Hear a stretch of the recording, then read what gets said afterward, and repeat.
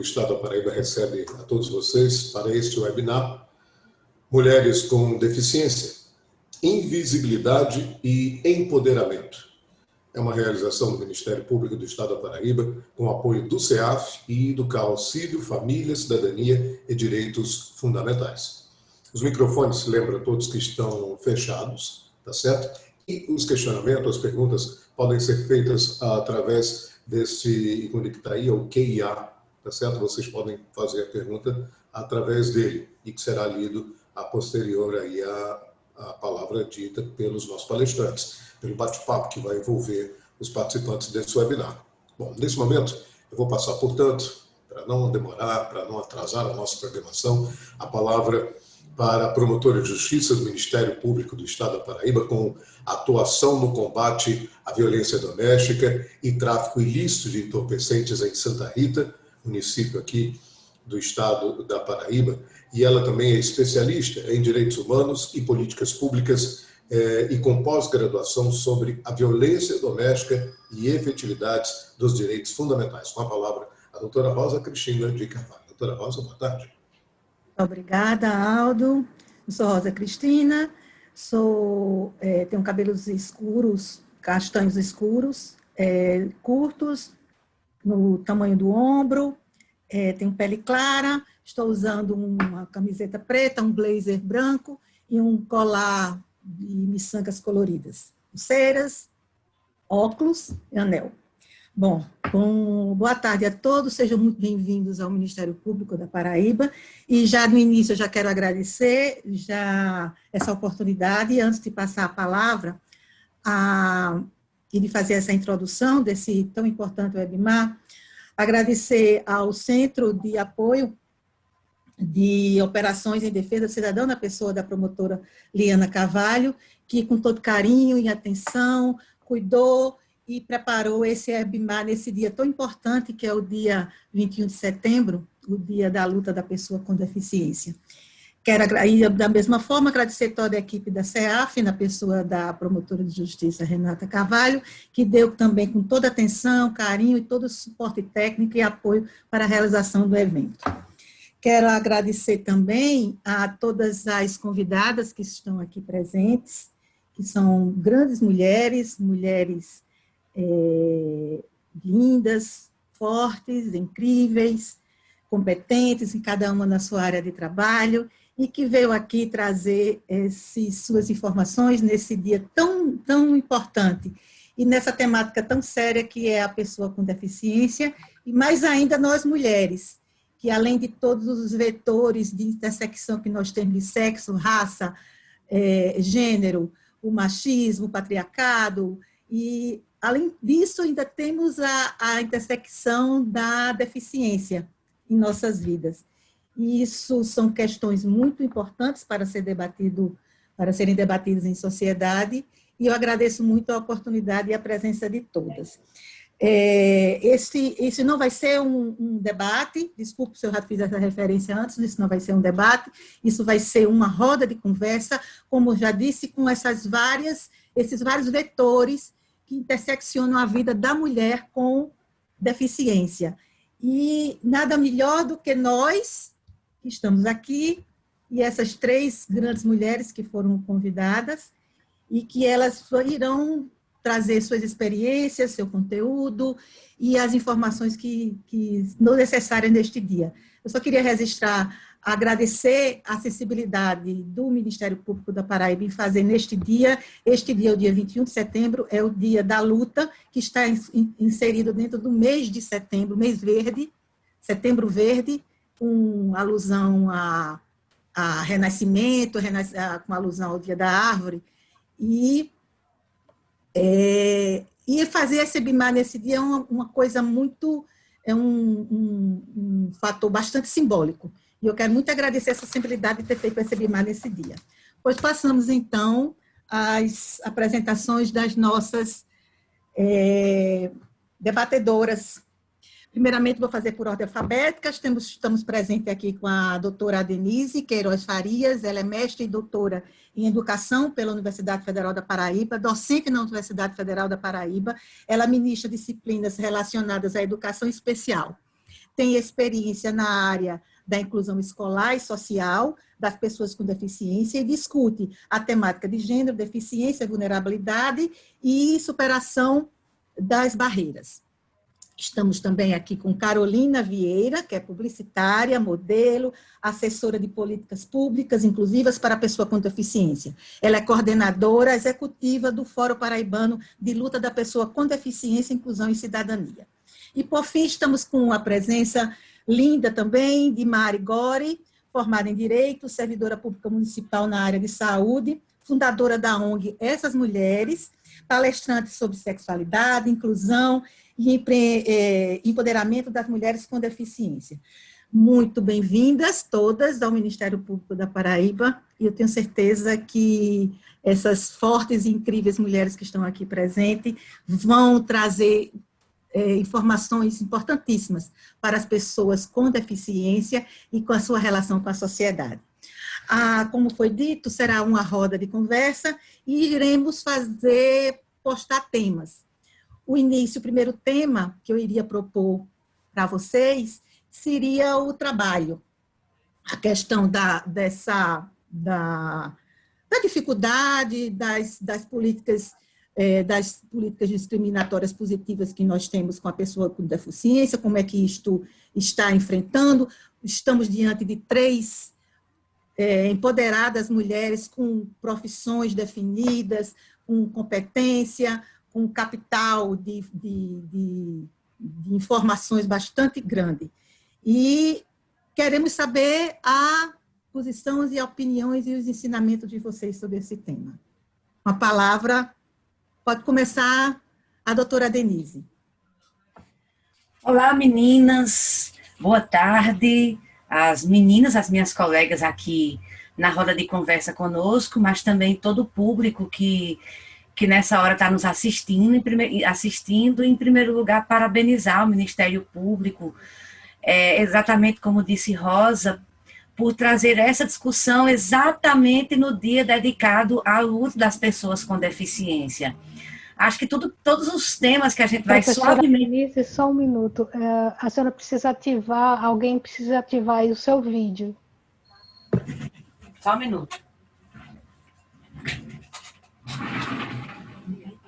Rápido, por favor. Rápido. Bom, acho que para a gente otimizar o tempo, enquanto a gente consegue esse problema de vídeo, talvez as colegas possam dar início à discussão e eu vou chegando aqui para a gente... Pois não, Denise. Então, eu passo a palavra a Carolina Vieira, seguindo a ordem alfabética. Carolina? Então, boa tarde. Estou sim. Boa tarde. Boa tarde a todos, a todas e a todos, né? Primeiramente a todas nós, mulheres, e a todos que estão aí nos acompanhando, né, no chat, no webinário, aqui. Queria saudar, primeiro agradecer o convite na pessoa de doutora Liana, da qual tem sido uma parceira fundamental na busca pela inclusão dos direitos da pessoa com deficiência no estado da Paraíba. E aí, fazendo esse recorte agora, nesse momento, claro, trazendo um pouco da discussão à luz do olhar da mulher com deficiência, né? E em segundo, e aí na pessoa dela, saúdo a todos, saúdo a você, doutora Rosa Cristina, e saúdo a todos do MP, e especialmente queria saudar as minhas companheiras de luta e mulheres com deficiência da sociedade civil, a minha amiga do coração, Márcia Gori, né? E a Denise, que está aí, que já a gente vai... A Denise, eu acho que acaba que eles estão passando um pouco pelo que a pessoa com deficiência visual já passa, né? Assim, essa coisa de estar meio que vendo, tendo que descobrir outras estratégias para poder ver um pouco, né, doutora Rosa? Acho que a gente já entra com essa provocação, né, Marcinha? Já fala um pouco sobre isso, né, das dificuldades, né? Porque a gente precisa, sim, de um feedback aqui e acolá, e para as coisas acontecerem, mas é tudo, assim, de uma maneira adaptada. Eu acho que foi bem provocativa, não foi obrigatória, mas é bem provocativa essa coisa que aconteceu agora. E, então, falando um pouco sobre a primeira temática, sobre a inclusão da mulher no mercado de trabalho. O que é que traz a condição de mulher, e aí, no meu caso, mulher com deficiência física, usuária de cadeira de roda, com comprometimentos, né, com algumas comorbidades que fazem com que a gente tenha uma atividade de vida diária diferente, né? A gente já começa por aí, já tem essa primeira dificuldade. Tudo para a mulher já entra com uma visão de problema a mais. A gente teve, inclusive, aqui no nosso estado, nós tivemos vários casos de denúncias de outras colegas, companheiras, mulheres com deficiências, usuárias de cadeira de roda, que foram impedidas de desfrutar da inclusão no mercado do trabalho, da vaga de emprego, porque eram mulheres cadeirantes e precisavam de fazer, numa hora específica, durante o período do trabalho, o uso de um sanitário acessível, adequado à utilização de cadeira de roda e que simplesmente o local de trabalho não fornecia. E aí, por conta disso, foram automaticamente dispensadas da vaga de trabalho, porque eram mulheres com deficiências usuárias de cadeira de roda. Então, assim, já tem o primeiro choque, né? E aí, às vezes, acaba que nessa seara de inclusão, a gente precisa que seja avaliado do ponto de vista do ambiente de trabalho, toda uma adaptação que seja favorável e acessível à inclusão de todas as pessoas. A gente precisa que, inclusive, nesses espaços, sejam respeitados simplesmente apenas as normas, que nesse caso específico é uma norma da NBR 9050, que, eu fazendo referência a essa coisa que eu acabei de dizer, diz que a mulher, ou que a pessoa com deficiência tem que ter um sanitário adaptado com X, Y, Z de tamanho, utilizando tais equipamentos, tarará. E essa coisa que para muitos não é simples, aliás, que para muitos não é simples, para a gente que é simples, para a gente faz uma extrema diferença. E aí, assim, a gente começa a falar da exclusão do mercado de trabalho exatamente por conta dessas questões. E aí traz um pouco à tona essa questão, não obstante também há outras problemáticas causadas a homens também com deficiência, nesse sentido, no caso das barreiras arquitetônicas, mas voltando para esse conceito da mulher, e aí ela tendo que lidar com toda essa adaptação, essa coisa do dia a dia, de tentar se achar na condição de mulher com deficiência, se empoderar e, no primeiro momento, já encontrar a barreira de não poder desfrutar em caráter de igualdade, com autonomia, os espaços e ambientes de trabalho, sabe? Então, assim, para a gente é uma coisa assim que já bate na nossa janela, dizendo assim, opa, fica aí dentro de casa segregada que você não tem direito a sair para fazer o uso, né, dos espaços que a sociedade lhe proporciona através de emprego e renda e trabalho e tudo mais, porque você é uma mulher com deficiência. Bem assim, né? E aí eu jogo a bola para minha amiga Massinha para poder falar um pouco também sobre isso. E a todos, né? Com grande honra que eu estou aqui, muito feliz mesmo. Eu vou fazer uma oração. Não faço uso de cabelo, não sou avessa a cabelo. Tenho várias tatuagens, óculos, enfim, estamos aí. Você falando aí sobre essa questão, né, da exclusão da mulher aí na Paraíba, que houve, né, várias dispensas. Engraçado que desde 2004 nós temos um decreto federal que determina a obrigatoriedade já da acessibilidade em prédios públicos e privados, enfim, na cidade, né? É como se fosse obrigatório a cidade ter um desenho universal. O desenho universal serve para todos, né? Para pessoas com deficiência, de todos os tipos, mulher grávida, o idoso, que a gente também não esqueceu do idoso, né? Uma mulher que está com carrinho de feira, ou carrinho de bebê, enfim, seria uma cidade para todos. O que me estranha muito é essa falta de uma lei que já está desde 2004, ela já vem antes, né? Já vem lá atrás, já acho que desde 1980 alguma coisa, aí em 2004 veio o decreto, Depois veio a Convenção dos Direitos da Pessoa com Deficiência, a Convenção da ONU, falando que a mulher, né, agora nós voltando ao tema da mulher, que a mulher tem o direito ao trabalho, à saúde, à educação, a planejar,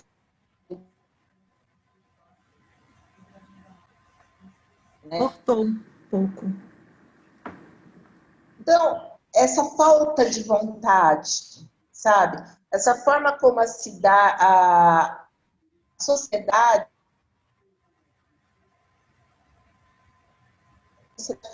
entendeu? Porque eles, antes da nossa...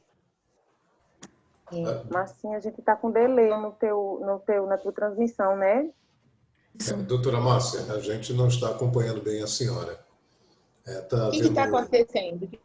Está cortando um pouco, Márcia. De áudio. Está travando a imagem, Marcinha. A imagem está baixa?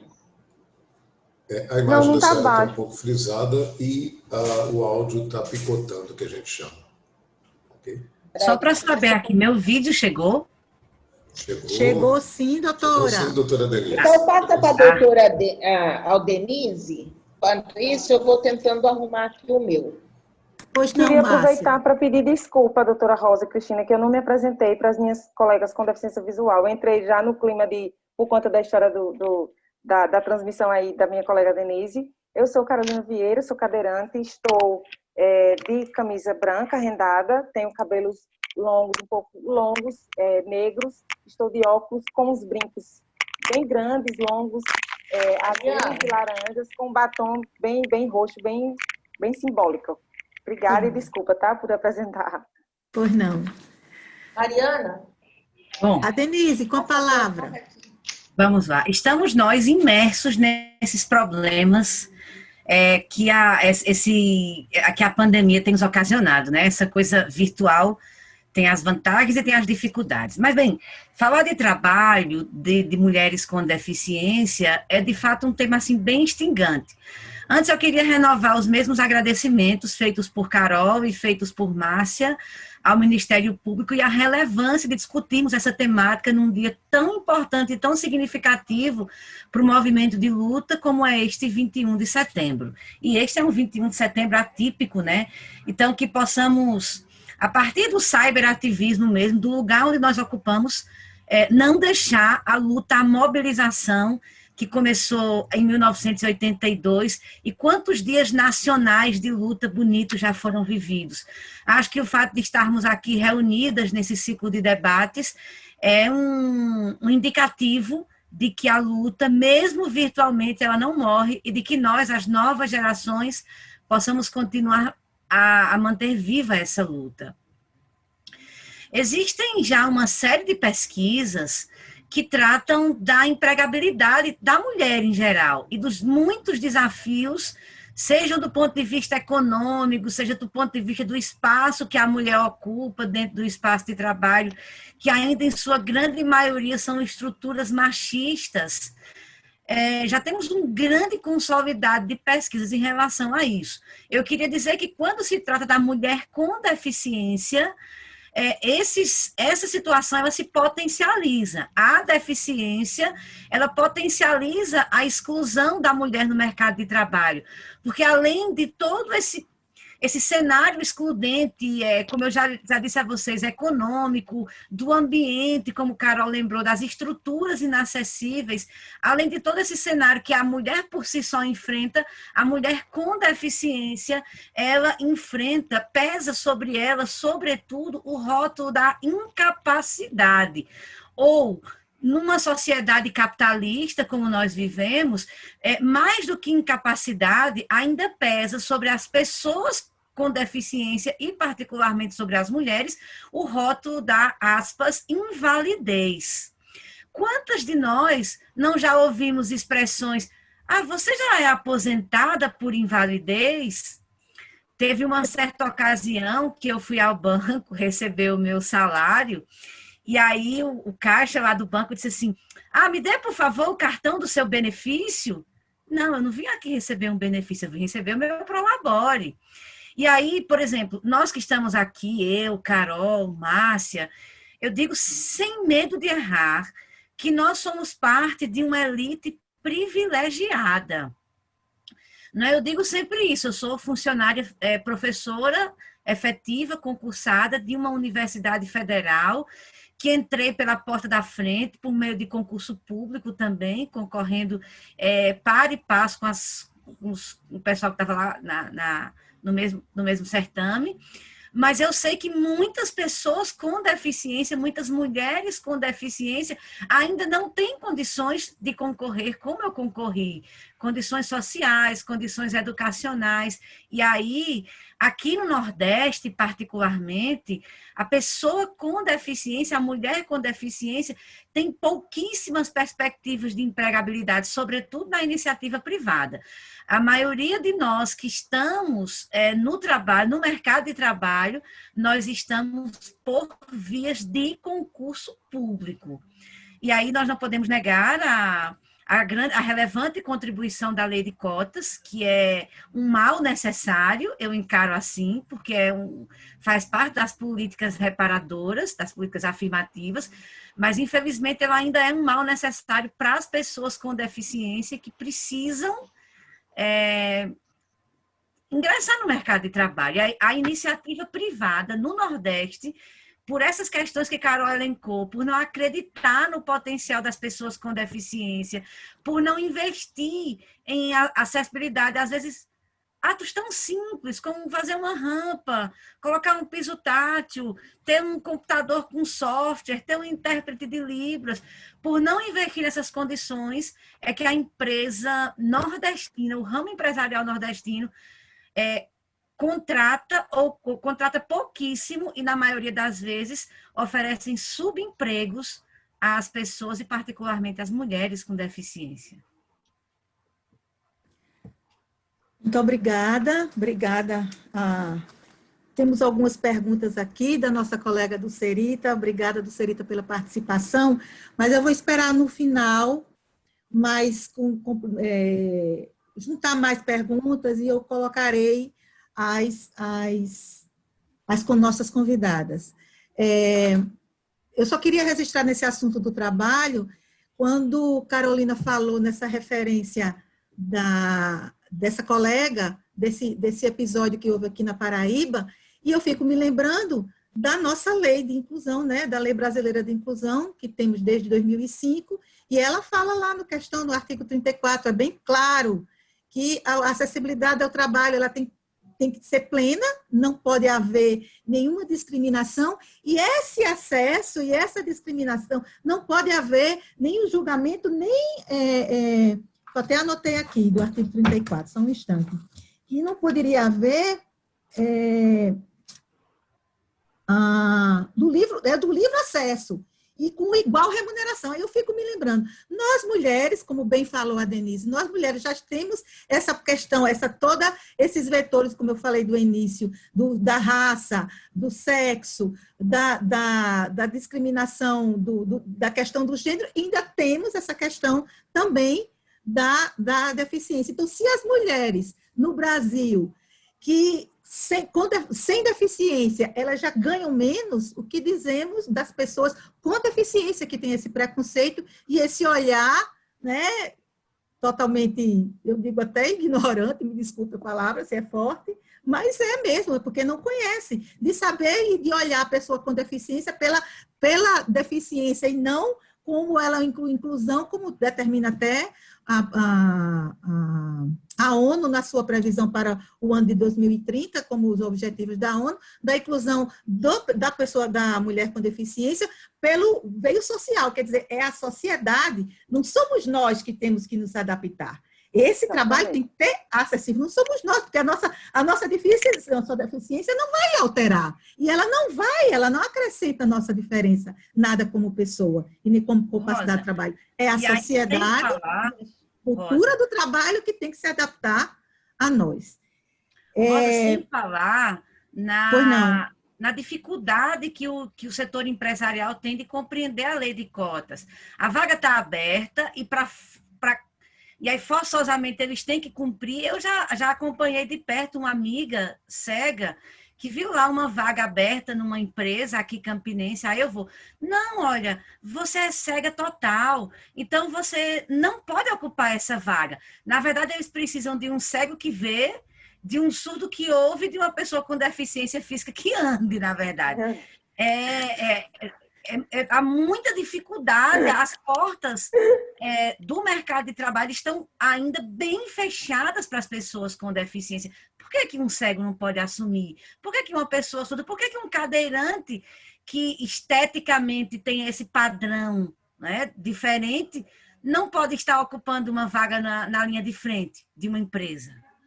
Claro que pode. Eu vou pegar esse gancho seu, Denise, e já passar para o segundo tema, que seria a educação, com relação a essa discriminação positiva, que você fez essa referência, da lei de cotas que nós temos na educação e que as pessoas, a sociedade, encaram até como privilégio, e não é privilégio. Nós não queremos privilégio algum. Nós queremos nossos direitos e queremos que as mulheres tenham acessibilidade à educação, ao trabalho, e ao lazer, saúde, todos os setores, e viver na sociedade como pessoas normais que nós somos, pessoas comuns, não é isso? Então, eu já passo para vocês a palavra sobre essa educação e essa questão da lei de cotas que nós temos, tanto para a educação, como para o acesso à educação, e também que já foi referido no acesso ao trabalho. Mas sim, acho que você pode fazer a fala, já que a gente já foi para outro tema, né? A Denise, deixa a Márcia fazer, né? Faça as vezes de iniciar, Márcia. Se pudesse, doutora Rosa, Márcia? entender que é... Oi, estou aqui, tá melhor o som agora? Para você. Agora tá. Tá sim. Agora Tá. Então tá. Vocês querem falar agora sobre educação, é isso? Sim. Bom, educação, né? Educação precisa mudar não só para a pessoa com deficiência, mas para o Brasil todo, para todas as pessoas, né? Nós somos um país que dá impressão não, porque é verdade mesmo, nós não damos o devido valor na educação e nas escolas. Só temos escolas, às vezes eu tenho a impressão que a escola pública hoje é só para atender um proforma, entendeu? De que no Brasil todo mundo tem escolaridade, mas não é por aí. E a pessoa com deficiência sofre mais ainda. Por mais que tenha leis que fala que a pessoa com deficiência de alta complexidade pode fazer uso de um facilitador, a Convenção da ONU fala isso também, mas não é praticado na sua amplitude, né?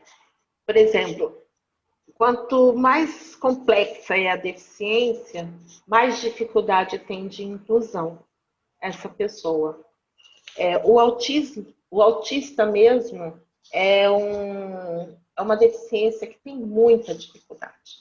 Eu olho como a pessoa com deficiência física, o cadeirante, Carol que me corrija, né, Carol? Porque nós vivemos situações semelhantes, né?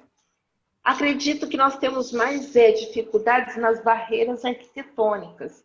Às vezes também nas barreiras atitudinais, né, Carol? Mas só que não é tanto quanto, verdade, às vezes, o síndrome de Down, né? Aqueles que têm a deficiência intelectual, ou do espectro autista. Então, ainda tem que aprender muito ainda, muito no Brasil, principalmente sensibilizar e ter empatia, sabe? Porque lei existe, só precisa de aplicabilidade e boa vontade. Porque não adianta você ter lei se você tiver barreira atitudinal das pessoas. Se as pessoas não quiserem colocar a lei em prática, sempre vai ter uma desculpa. Oi, Carol. Não, fiz balancei a cabeça concordando com o que você disse.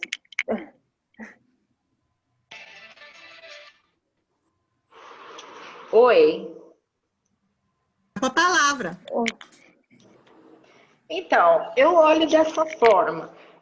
A questão da visão capacitista da sociedade, que eu comecei a falar aquela hora, né? O capacitismo é aquele pessoa acha que nós não temos condições de fazer nada, nós temos que ficar em casa, né, Denise, né, Carol, sem fazer nada, recebendo um benefício, recebendo ajuda, e não podemos trabalhar, não podemos ir para a escola, não podemos ter diplomas, né, graduação ou pós, sei lá o que seja, não podemos namorar, não podemos fazer nada. É a infantilização da pessoa com deficiência. E da mulher é pior ainda. A mulher eu sinto como uma coisa assim impressionante, sabe? É como a invisibilidade da mulher com deficiência ainda tem muito que se romper, ainda tem muito que discutir. Bom, era isso que eu tinha para falar até o presente momento. Carolina? Eu assim, me tomo o direito de, inclusive, dizer assim, que vou me sentir bastante representada na fala, de Marcinha, e queria ouvir um pouco sobre essa questão da discussão da educação com a minha amiga Denise, que tem uma experiência aí, que tem um currículo de implementação dessa questão do acompanhamento da educação inclusiva, que a gente, inclusive, enquanto sociedade civil, nós reconhecemos a importância dela nesse debate aqui dentro do Estado. E, para além do que a Denise vai poder falar com muita folga, é reforçar isso que Márcia acabou de dizer. A questão da educação inclusiva, ela ainda precisa de desmistificar o significado do que é educação inclusiva.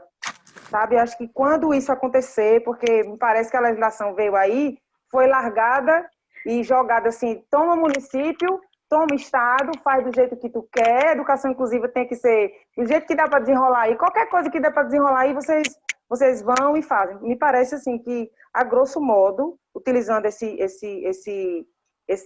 essas palavras assim um pouco, né, com jargão assim um pouco grosseiro, mas desenrola aí mesmo, é tipo assim, o gestor que quiser que faça educação inclusiva, se ele não quiser, ele faz de todo jeito, só para dizer do jeito que está aí na legislação.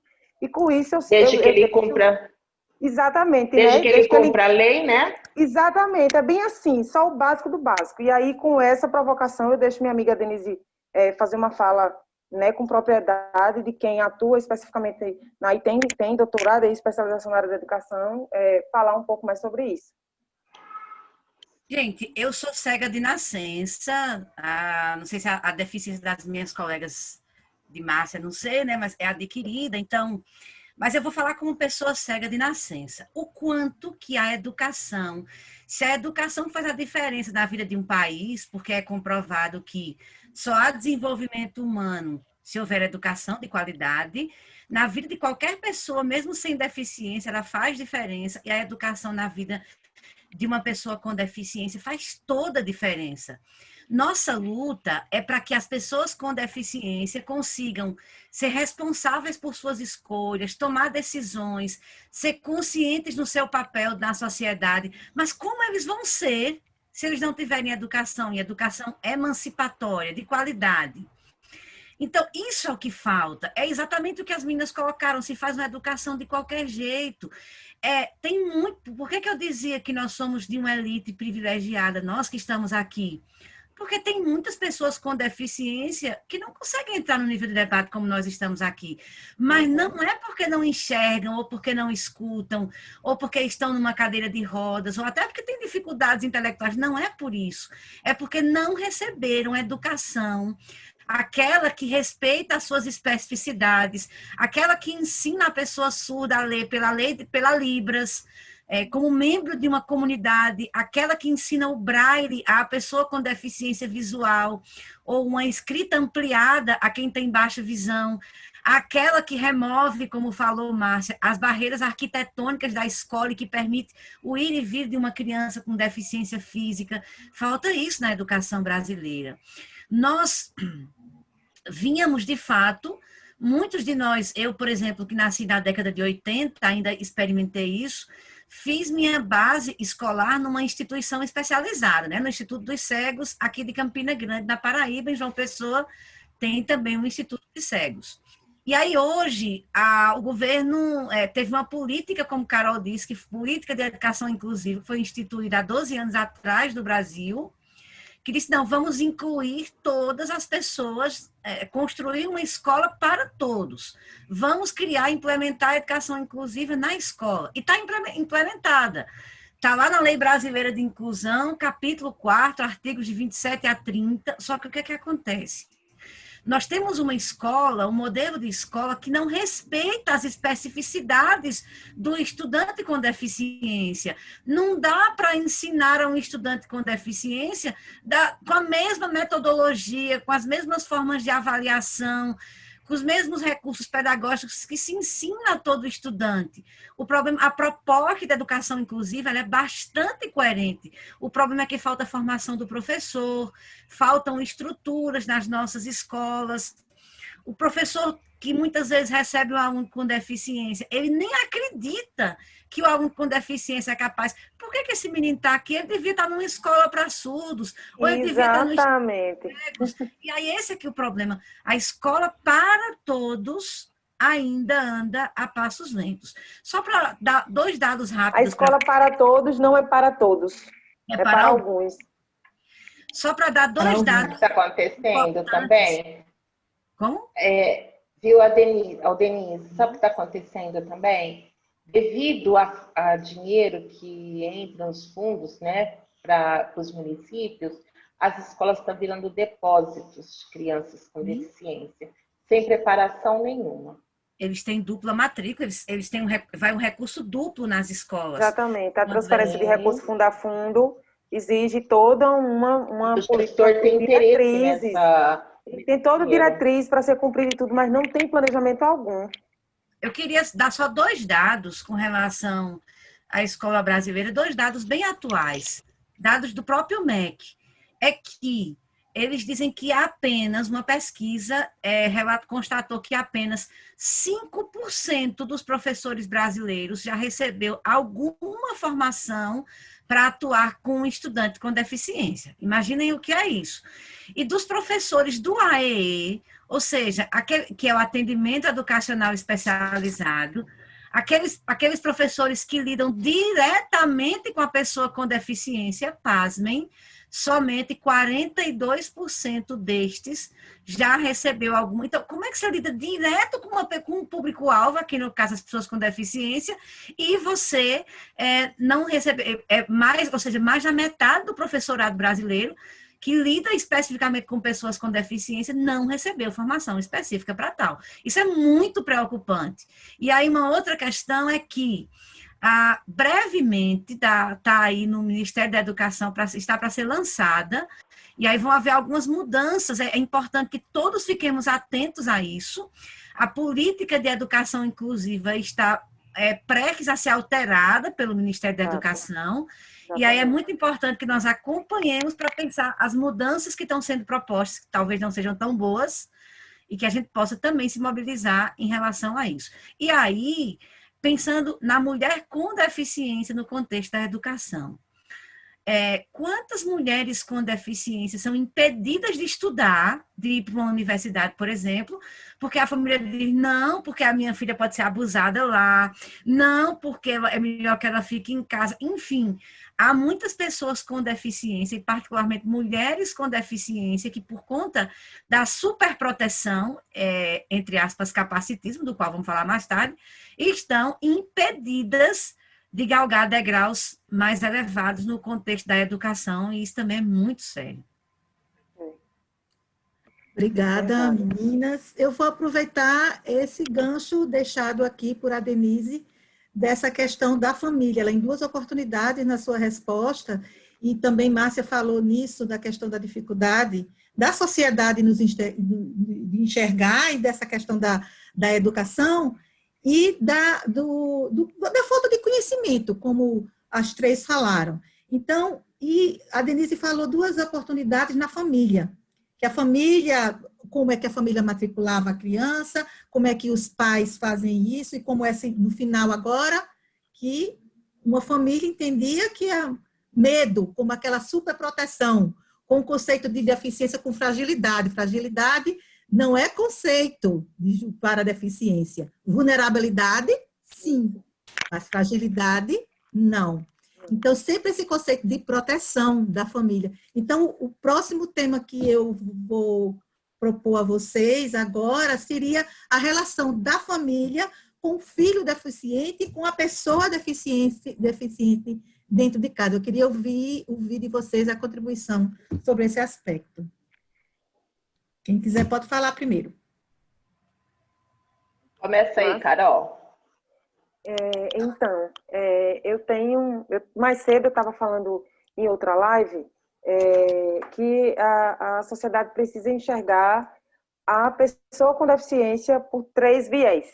E aí minhas colegas me digam se eu não estou um pouco equivocada no meu raciocínio, mas eu penso que a gente que inclusive ajuda a planejar um pouco sobre essa questão da intervenção nas políticas públicas, né? Precisa pensar assim, quem é a pessoa com deficiência na sociedade?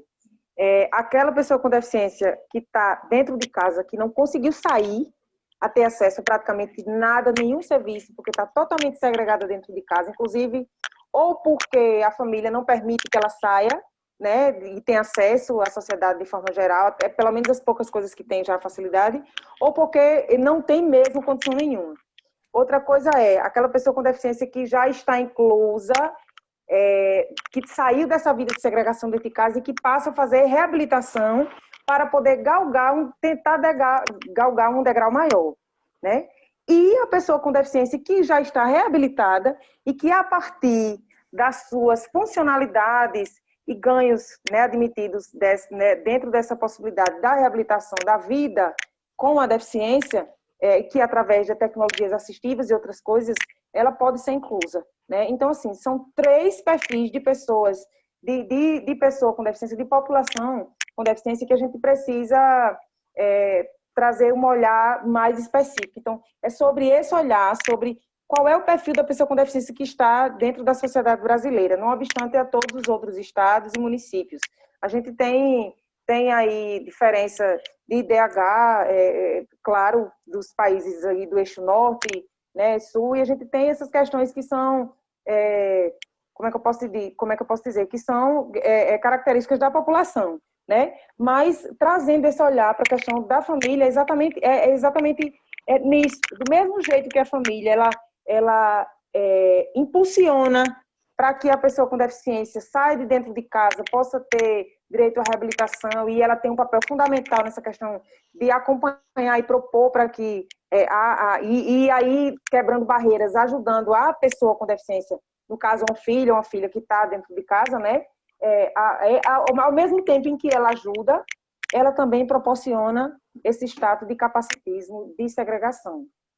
Ou então, existe aquela família que não tem condição nenhuma, que não tem estrutura, né, a Denise, educação social e econômica nenhuma, que não tem nem condições de oferecer, até quer, mas não tem nem condição de oferecer nada melhor, porque o custo de vida, inclusive, das pessoas com deficiências que trazem uma certa especificação em comorbidades, a sua condição de deficiência é muito cara, né? E aí, viver dentro dessa sociedade, né, capacitista e que de elite é muito caro. E aí, assim, a minha provocação é dizer assim, se vocês concordam com esse olhar de que a pessoa com deficiência, ela tenha que ser vista por esses 3 viés, com esses 3 perfis. E dizer assim, que a família, ela é tão importante quanto para ajudar e como também desarticula a inclusão da pessoa na sociedade, porque ela vai provocar o capacitismo e a condição de apoio mesmo, não promove. E aí fica dentro dessa perspectiva. Eu queria que as minhas colegas complementassem esse meu raciocínio, se é isso mesmo que eu estou pensando, que é o que acontece, que a gente tem que chegar dessa maneira. Então, eu concordo com você, Carol. E tem que entender também mais uma situação também, né? Dentro da sociedade, dentro do nosso movimento, dentro do nosso mundo com deficiência, a desigualdade é muito mais gritante, né? Do que de uma forma geral. Por quê? A deficiência, como você citou aí, é muito cara, né?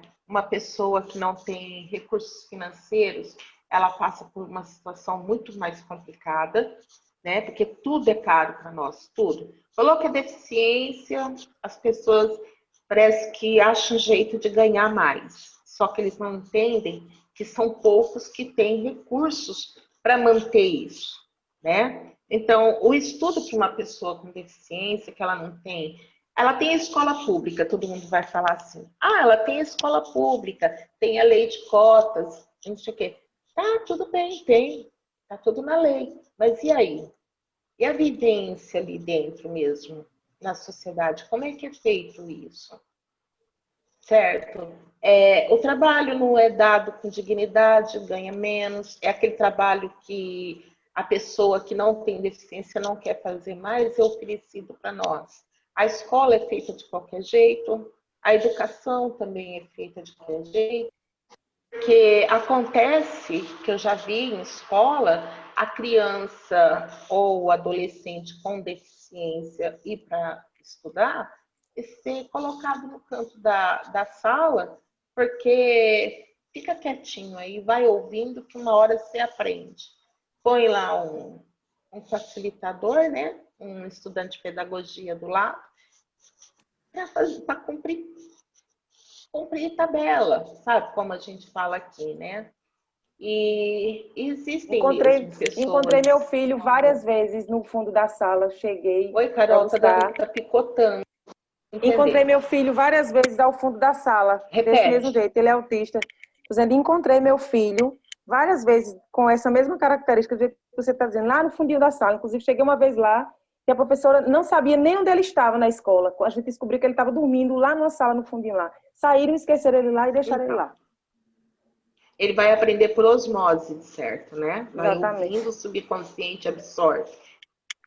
Então, eu penso assim, sabe, que quanto a família fazer essa proteção, é péssimo. Mas também a família está preparada também para ver para colocar o filho para caminhar? Ela também não está. Porque na cabeça dela, da família, no seio da família, existem dois tipos de pais. Aqueles que super protegem e aqueles que ignoram. Não existe meio termo. Entendeu? Ou eles super protegem, sabe? Coloca debaixo da asa e tenta caminhar junto, ou às vezes até atrapalha a caminhada dessa pessoa, ou aquela que deixa de lado, dentro de casa, fica quieta aí, não me incomoda, não me perturba, por favor. Né? Então, eu penso assim, que precisa ter amadurecimento da sociedade, de cada ser humano. Eu ainda penso que deveria ter mais informações, sabe, nos veículos, colocando esse tema de superação da pessoa com deficiência, isso me dá urticária. Eu não sou obrigada a superar nada. Exatamente. Eu não sou obrigada a superar nada, eu só quero viver. Não é verdade? Eu só quero viver e ter meus direitos garantidos. Eu já disse que eu quero colher as flores e os espinhos. Me deixe colher os espinhos para eu aprender. Deixa a gente furar os dedos, né? Não é? Me deixa viver, mas enfim, né? Não, mas uma pessoa que nem a Carol, a Denise, eu, que a gente está inserida no mercado de trabalho, como você fala, Rosa, que a gente faz parte de uma elite, que eu, embora me sinta até um pouco estranha quando fala isso, se a gente vai para a televisão mostrar para todo mundo que não tem nada de diferente, eles vêm e colocam uma placa na gente. Fulana superou. Superação. Pelo amor de Deus. Me arrepia a alma isso. Entendeu? Eu não superei nada, eu tenho problemas com todo ser humano. O dia que eu não quero trabalhar, eu não vou trabalhar como qualquer ser humano. Eu vou trabalhar porque eu gosto, porque eu preciso e tudo mais, entendeu? Mas tem dia que eu também a gente precisa receber o prolabore da gente, né, a Denise? A gente precisa receber o prolabore da gente, né, Denise? Então. Pelo amor de Deus. Trabalho não, para ver se vai vir o prolabore. Mas, em relação a essas histórias de família, Carol, acho que você está no caminho, sim, suas reflexões são bem pertinentes. E eu acho que eu queria dar um voto de solidariedade aqui às famílias, às mães, sobretudo às mães de pessoas As com mulheres. deficiência, porque, as mulheres, as mães, as cuidadoras, porque, olhem, nós vivemos numa sociedade de aparências, numa sociedade estética, que a gente chamaria de corpo normativo. Carol, imagine você estando, por exemplo, pensa num ônibus em João Pessoa, e a mãe que vai levar o seu filho com paralisia cerebral ou com TEA, aquelas crianças com deficiência, cuja estética assim, é bem visível, e ela vai naquele ônibus lotado levar o seu filho para reabilitação na FUNAD. E as pessoas olham com aquele ar de estranhamento e dizem: ah, se conforme, porque essa é a cruz que Jesus te concedeu para carregar ao longo da sua vida inteira. Olha, Jesus não tem nada a ver com isso, já disse. E Jesus não tem nada a ver, porque ele não está calvado para a vida de ninguém. Olha, a gente vai rir um pouco assim, porque, né, eu vou interromper depois, vai, Denise, completa o teu raciocínio. A gente não consegue conceber, né, isso. Mas a ideia é, o que é que se passa na cabeça de uma mãe quando escuta isso? Nós dizemos muito que os professores não estão preparados para ter um aluno com deficiência. E os pais? Eles passam, para quem não conhece muito sobre a questão, um verdadeiro processo de luto, porque eles sabem que a criança com TEA, com paralisia cerebral, não vai ser convidada para o aniversário dos coleguinhas, não vai para a casa dos primos brincar no fim de semana. Então, é muito difícil. Aí existem dois tipos de família. Eu posso falar assim, particularmente, meus pais nunca tiveram boas condições financeiras. Quando eu era criança, o meu pai era agricultor num horário e no outro horário ele vendia café pequeno no Mercado Central, aqui em Campina Grande.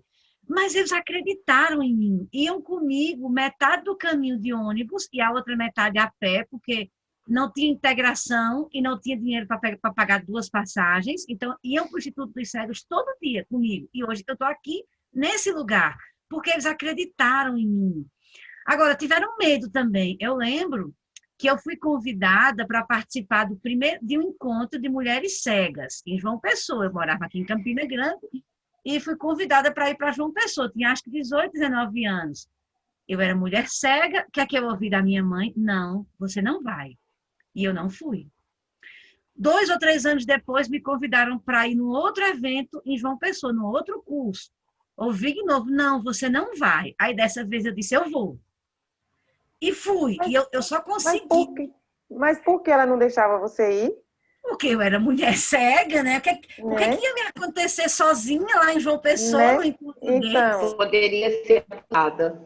A questão da sexualidade vem à tona sempre, né? Essa é uma coisa assim que é muito, para nós é muito, muito marcante. Ô, Denise, você completou seu raciocínio, eu queria só citar aqui o que aconteceu com uma amiga nossa, que é deficiente visual, que é a daqui de uma pessoa, que ela contou para a gente o seguinte, nunca mais eu esqueço disso, quando eu comecei a ter uma convivência um pouco com algumas pessoas com deficiência visual, eu até esqueci o nome dela agora, Denise, Batassi, depois eu lembro do nome dela, até o final eu lembro para dizer a você, eu talvez nem diga, porque eu não vou expor assim. Exatamente. Mas ela disse assim para mim, ela estava grávida, né? Estava gestante e tinha ido ao Instituto dos Cegos para poder participar, fazer a reabilitação dela, das atividades que ela participava de lá, daqui de João Pessoa. E ela estava na parada do ônibus, esperando o ônibus, e escutou uns cochichos. E ela disse que ficou, né? Assim, estou notando que alguém está cochichando, não está falando alto porque não quer que eu escute. E aí ela disse que, enfim, escutou, uma senhora foi falar com ela e perguntou assim, mas minha filha, o que foi isso que fizeram com você? Era uma senhora. O que foi isso que fizeram com você? Aí ela disse que ficou assim, sem entender o que estava acontecendo, achando, meu Deus, o que foi que aconteceu? Eu estou melada de alguma coisa, a minha roupa está rasgada, eu não vi alguma coisa. Aí ela disse que ficou assim, aí perguntou, mas o que é que a senhora está querendo dizer? Aí ela foi e passou a mão na barriga dela. Mas, minha filha, o que foi que fizeram com você? Quem foi essa pessoa que fez essa maldade com você?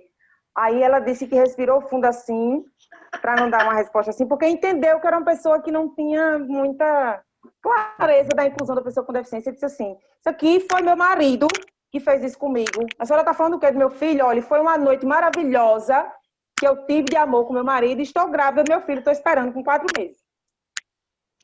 Porque a pessoa assim, foi achar que aquilo que ela estava naquele momento... Não, para vocês terem noção, eu estou fazendo esse relato, para vocês terem noção de que é do jeito que a Denise disse mesmo, assim, o que é que as pessoas imaginam sobre essa questão da mulher. E aí eu vou fazer o recorte para a mulher com deficiência, do tanto de segregação, de capacitismo e de exclusão que a gente encontra quando se refere à mulher com deficiência. Mas por quê? Ela não pode ter sexualidade. A mulher com deficiência, né, Márcia? A gente fala muito isso.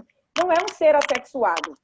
Nós temos a nossa sexualidade, nós temos prazer, nós queremos viver, nós gostamos de nos maquiar, de ficar bonita, de vestir roupa assim, de passar perfumes e essências que nos deixem perfumadas. Aí a gente quer, por exemplo, muita mulher com cadeira de roda. Não dá pra gente desfilar andando por aí, mas a gente tem outras expertises do ponto de vista da sexualidade que a gente pode aflorar no nosso companheiro ou na nossa companheira, seja lá que opção sexual você tiver. E assim, e as pessoas pensam tão assim que a pessoa com deficiência, que a mulher com deficiência é um ser privado, que precisa ficar ali quietinha dentro da caixinha de Pandora, que não pode abrir, que simplesmente não acredito que a mulher com deficiência ela pode... a bonequinha da casa, Carol. Por isso que a Denise disse que a mãe dela não deixava ela sair, com medo de acontecer alguma coisa com ela. Né? E bem sabe que ela talvez queria que acontecesse, queria sair, queria curtir, queria namorar, queria conversar, queria conhecer gente nova, pensar, e por que não, né, Denise? Sem dúvida. E olha, e eu ainda me sinto de uma família privilegiada, porque, e aí, acho que isso é muito importante também, depois, 2 anos depois, quando eu disse que ia, aí ninguém me impediu, eu ganhei novos ares na vida, quando eu consegui me desprender das amarras que muitas vezes a família me punha. Mas hoje eu acompanho muitos adolescentes e jovens e famílias de pessoas cegas.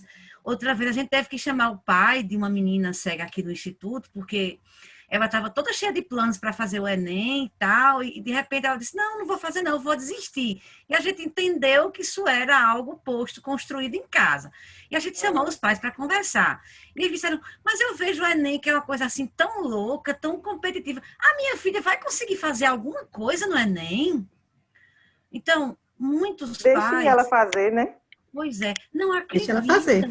Põe em xeque a potencialidade do seu filho tão somente por conta da condição da deficiência. E isso gera prejuízos para a vida inteira. A gente tem verdadeiros guerreiros, tem mulheres que deixam, mães que deixam de viver e passam a viver no cuidado, dedicar a vida por seus filhos, e tem pais que, infelizmente, parece que perderam um filho tão somente porque ele nasceu na condição da deficiência. E é preciso trabalharmos muito a família. Rodas de debates como essa precisam também ser oferecidas às famílias no sentido de conscientizá-las acerca da importância que o pai, que a mãe, que os irmãos, que os vizinhos têm na vida de uma pessoa com deficiência. Obrigada, Denise. Carol, você falou... desculpe, pode falar, Márcia.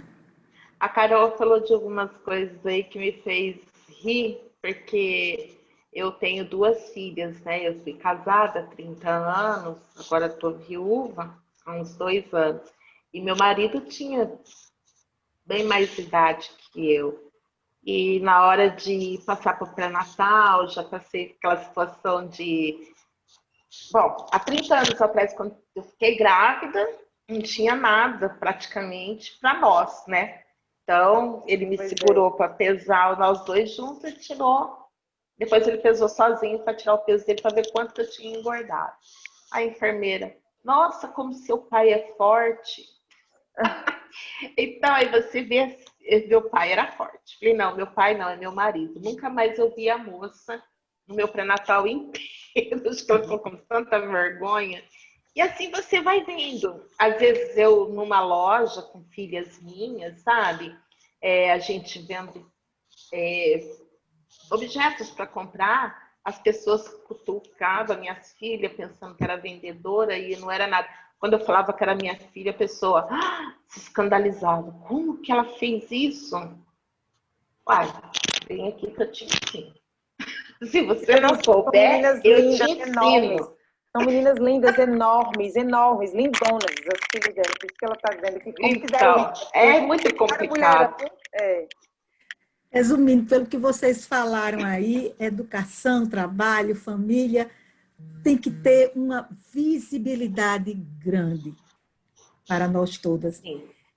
Carol, você falou num tema que seria o próximo tema que eu ia falar, vou pegar seu gancho, da sexualidade, de nós mulheres, de como nós somos invisíveis, além de todo esse patriarcado, do machismo que nós sofremos, nós pensam que somos assexuadas.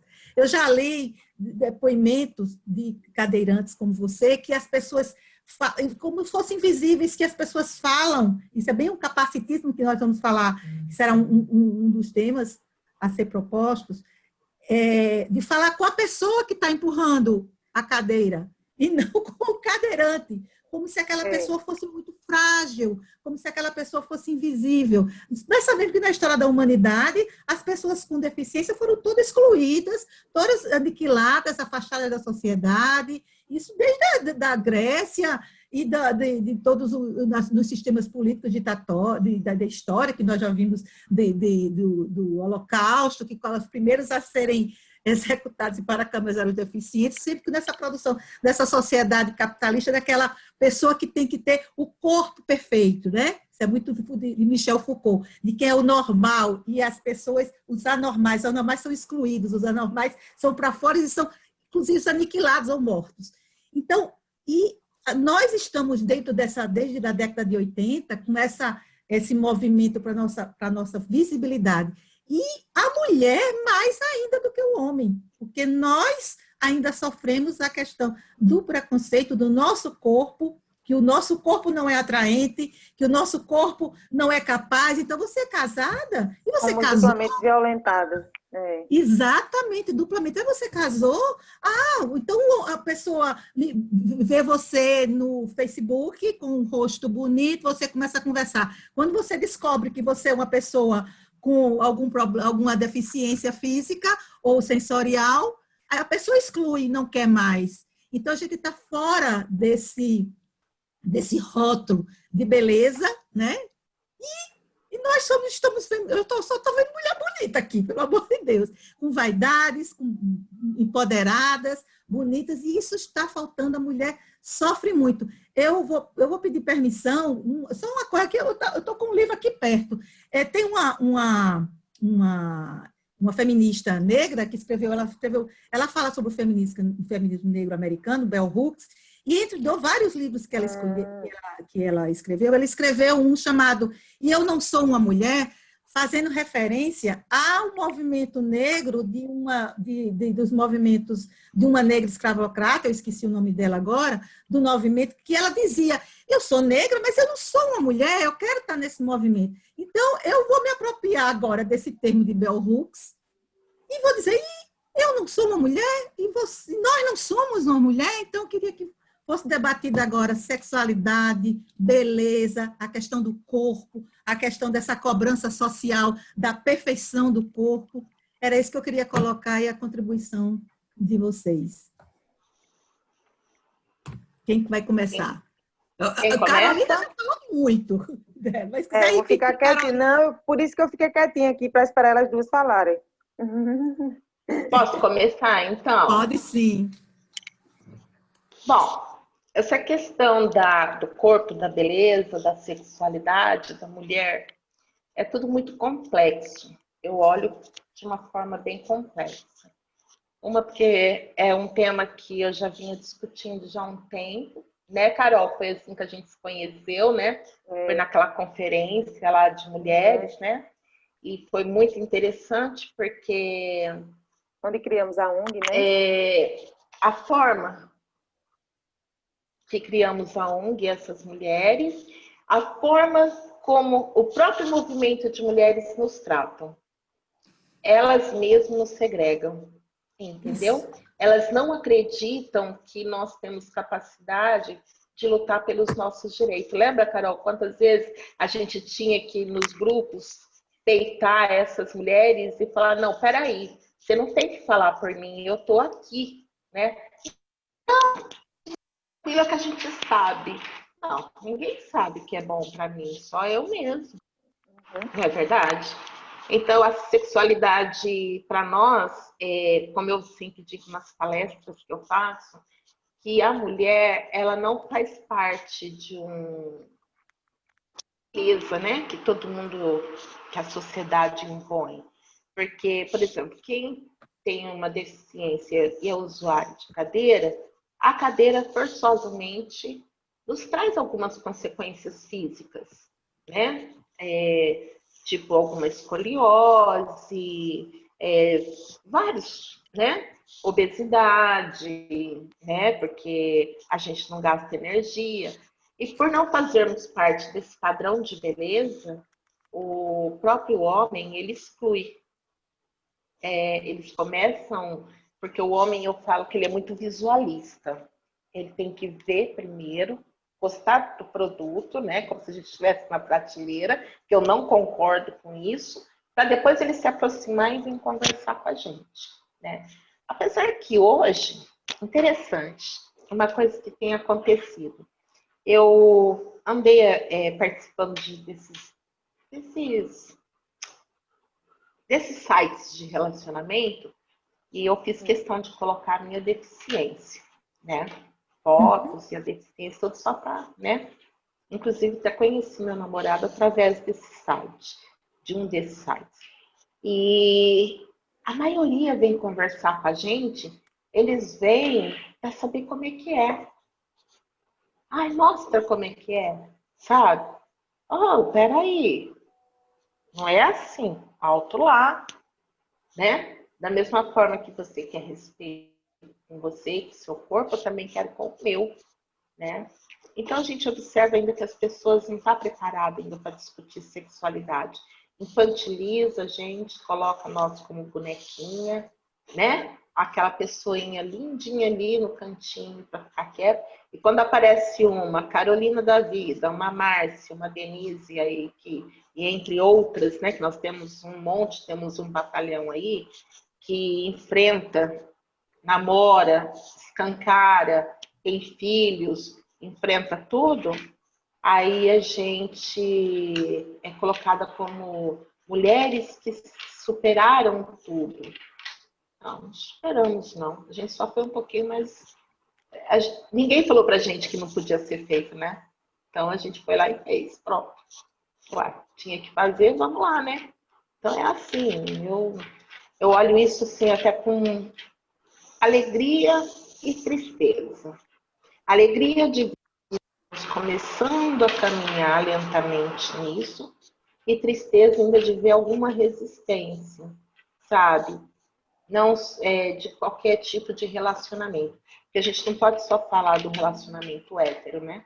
Tem outros tipos de relacionamentos hoje. Uhum. Então, família é isso aí, relacionamento é isso. Mais ou menos isso que eu queria falar para vocês. Eu penso que, como Márcia falou, o movimento de mulheres, ele não olha para as questões da deficiência, como igualmente o movimento das pessoas com deficiência não olha para as questões do ser mulher. E isso gera uma lacuna muito grande, um prejuízo muito grande na mobilização. A maioria das lideranças do movimento de pessoas com deficiência são masculinas, e aí isso faz com que eles desconsiderem especificidades da mulher com deficiência. Igualmente, no movimento de pessoas, de mulheres, as mulheres e meninas com deficiência são excluídas. A Convenção denuncia isso, a Convenção da ONU, né? Agora, quanto à sexualidade, então, sobre a deficiência pesa o rótulo da incapacidade, e da incapacidade daquela que é essencial para uma mulher, que é a da concepção. Existem muitas mulheres com deficiência em diversos países, esterilizadas, e no Brasil isso muitas vezes é feito até de forma clandestina, e esterilizadas devido a uma equivocada suposição de que elas não podem ser mães, de que elas não podem cuidar, de que elas não podem educar, de que... Então, enfim, há muita esterilização ilegal sendo feita. Isso é um crime. Não é tirar de uma pessoa um direito humano, um direito inerente a cada mulher, que é o da maternidade. Ela que precisa escolher, decidir se ela quer ou não exercer a função da maternidade. E aí, nesse tocante, eu me lembro que certa vez a gente estava lá em casa e alguém perguntava para minha mãe assim, isso perguntava bem baixinho, né, para eu não ouvir, ela tem namorado? E a mãe dizia, não, ela não pensa nisso. Ela pensa só em estudar, em ir para a igreja. Né? Então, no imaginário das pessoas, não se associa deficiência a prazer, deficiência a libido, né? Como se as pessoas com deficiência fossem seres sem outras percepções. Eu já ouvi quantos adolescentes que dizem assim na escola, minhas colegas estão tudo conversando sobre namoro, sobre sexo, Quando eu chego, elas vêm falar sobre as tarefas escolares, como se a pessoa com deficiência fosse para a escola somente para fazer exercício, né? Exatamente. E elas são privadas dessas experiências que se vive tão fortemente na escola, mas naturalmente se exclui as pessoas com deficiência. Se a gente for numa escola, a gente vai ver um monte de rodas de conversa de jovens e o jovem com deficiência lá no cantinho, mesmo na hora do recreio. Quando não, e aí é uma outra questão muito forte em relação à sexualidade das pessoas com deficiência, que estão também duplamente vulneráveis e passíveis a situações de abuso sexual. Exatamente. Como são constantes os casos de pessoas com deficiência? Mulheres, na grande maioria, mas homens também abusados. Abusos que não são denunciados. Porque quem é que vai acreditar na palavra de um cego, uma pessoa cega? Não, você não pode atestar que foi ele o abusador, porque você não viu. Nas delegacias não há intérprete. As pessoas com deficiência física não podem fugir do abuso. E as pessoas com deficiência intelectual, essas... Ninguém acredita na palavra delas mesmo. Então, são abusos que ficam no anonimato, que às vezes perduram por uma vida inteira. Muitas vezes elas não conseguem, principalmente as pessoas com deficiências intelectuais, não conseguem dizer, né, a Denise, não conseguem... tem uma forma de expressar, mas as pessoas fingem que não estão entendendo e ficam por isso mesmo, né?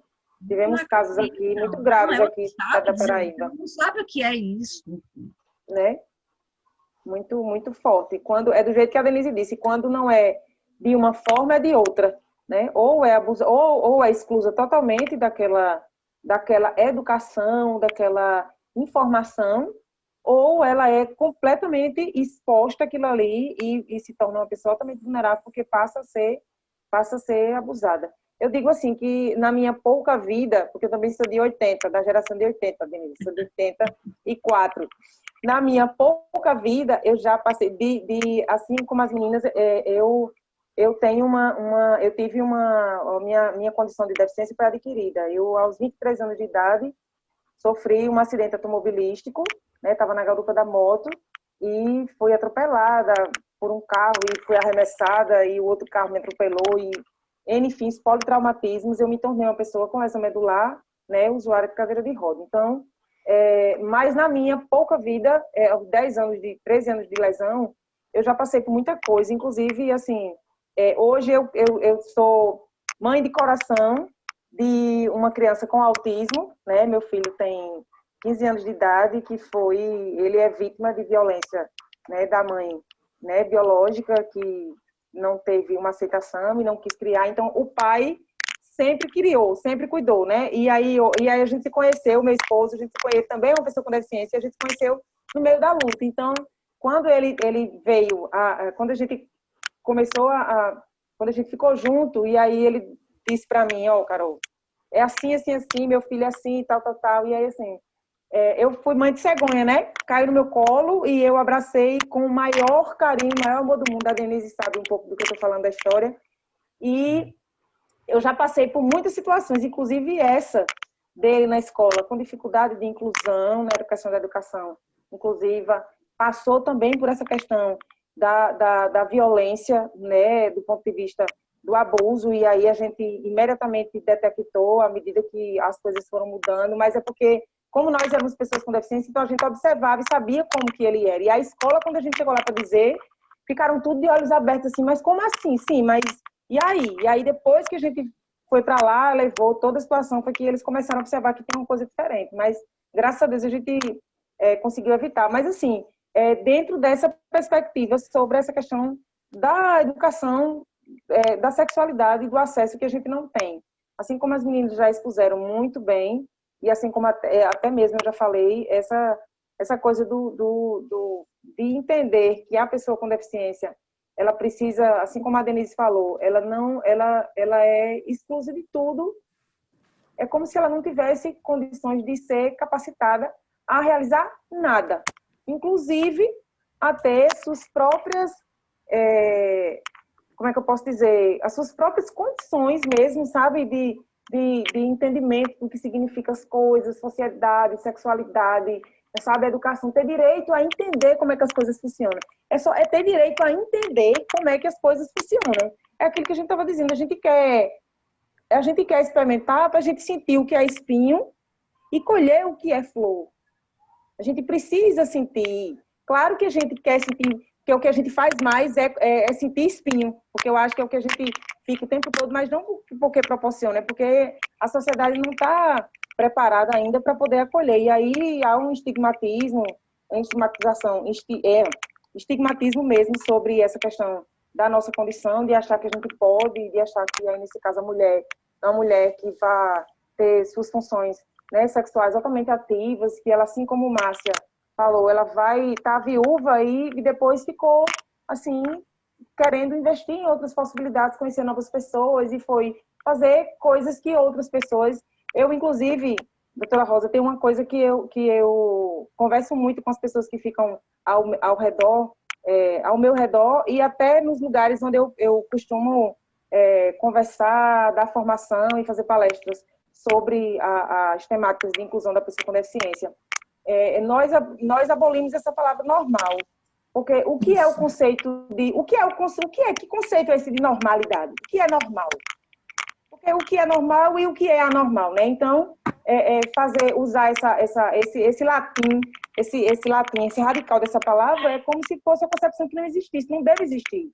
Porque aquilo que é olhando normal... de perto, ninguém é normal. Ninguém é normal, porque o que é normal, né? Porque, assim, que padrão é esse de normalidade que a sociedade impôs e que a gente é obrigada a aceitar e ter que colocar na nossa vida, em tudo que a gente trata do ponto de vista, né, da sociedade, seja ela que for, seja ela na educação, seja ela no ambiente de trabalho, seja ela nas relações, né, de amizade, nas relações, né, de família, nas relações de trabalho, nas relações de esporte e lazer. E aí, assim, a gente precisa esquecer um pouco, olha, tratar sobre a pessoa com deficiência primeiro abrir a janela e colocar para fora tudo que você pensa, que você conhece sobre a pessoa com deficiência. E aí eu estou falando para aquelas pessoas que não são pessoas com deficiências. Se você está disposta a querer aprender, a querer entender e a querer, inclusive, possibilitar a melhoria para a inclusão das pessoas com deficiências, e aí eu estou falando aqui nesse espaço do ponto de vista da justiça, né? Estou vendo que vários colegas e colegas suas, doutora Rosa, estão colocando aí no chat muitas perguntas, muitas coisas, dizendo assim que estão aprendendo, que estão escutando. Eu estou conseguindo ler um pouco a Denise aqui. E aí, assim, dizer que nós, enquanto pessoas com deficiências, estamos dispostas a estar nesse espaço para contribuir com vocês, porque só por isso que a gente fala, e aí o nosso estatuto diz, tudo sobre nós conosco, nada sobre nós sem nós. Porque só nós sabemos como é que nós passamos. A gente não dorme, não fica com aquela pauta ali o dia todo e está no trabalho, fecha o caderninho, acabou a hora do expediente. Fecha o caderninho, deixou a deficiência, ela foi embora e não.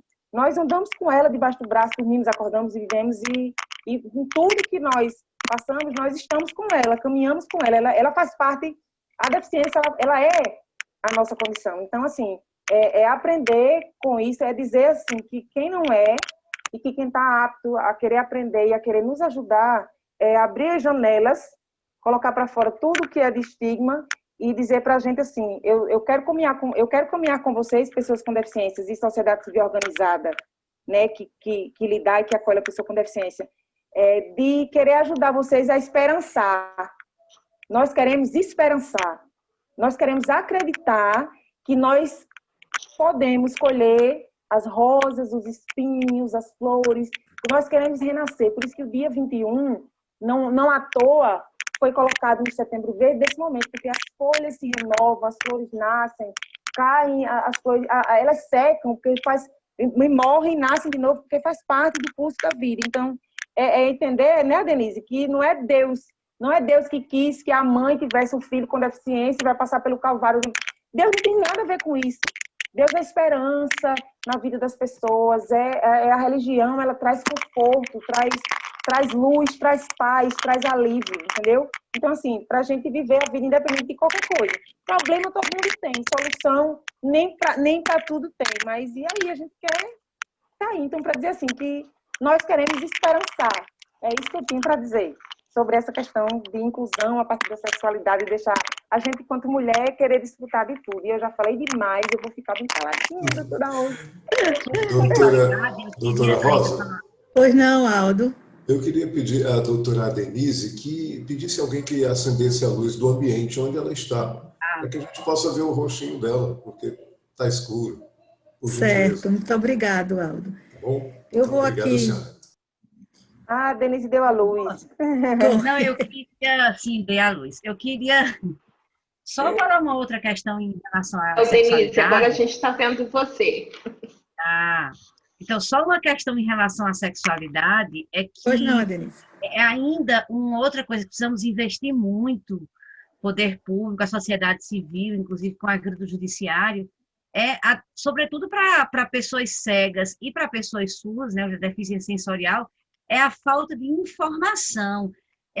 Quando uma criança, por exemplo, uma criança ou um adolescente vai pegar, por exemplo, na escola o livro de ciências, certamente a parte que ele mais gosta é a do aparelho reprodutivo, masculino e feminino, que hoje está lá cheio de imagens. As pessoas com deficiência visual não conseguem perceber aquilo. Aqueles termos não estão em libras. E muitas vezes as pessoas com deficiência sensorial, elas têm desinformação mesmo das questões mais simples da sexualidade, de como é que funciona, por exemplo, o ato sexual em si, porque as famílias, a escola, a sociedade civil, pouco conversa, exatamente por conta dessa concepção de serem assexuados, pouco se conversa sobre isso com eles. E precisamos, sim, criar estratégias para investir na ampliação da oferta de formação para eles mesmos acerca da temática. Se ela é um tabu para pessoas sem deficiência, para as pessoas com deficiência é um tabu muito maior. Eu observei, eu quero registrar 2 pontos aqui que eu estou tirando para mim, para minha experiência de vida. Foi o que Márcia Gori falou com relação que até os próprios movimentos feministas, eles não investem, eles não acreditam. Nós não somos chamadas. E todos os setores, trabalho, criminologia, educação, tudo que nós conversamos até agora, família, feminismo, beleza, tudo, nós somos mais de 45 milhões de pessoas com deficiência no Brasil. E nós não somos chamadas para debater. Então, eu estou dizendo aqui, eu como promotora de justiça aqui no MPB, certo? Eu estou dizendo, chamem, incluam-nos, certo? Incluam as pessoas com deficiência para os debates, chamem.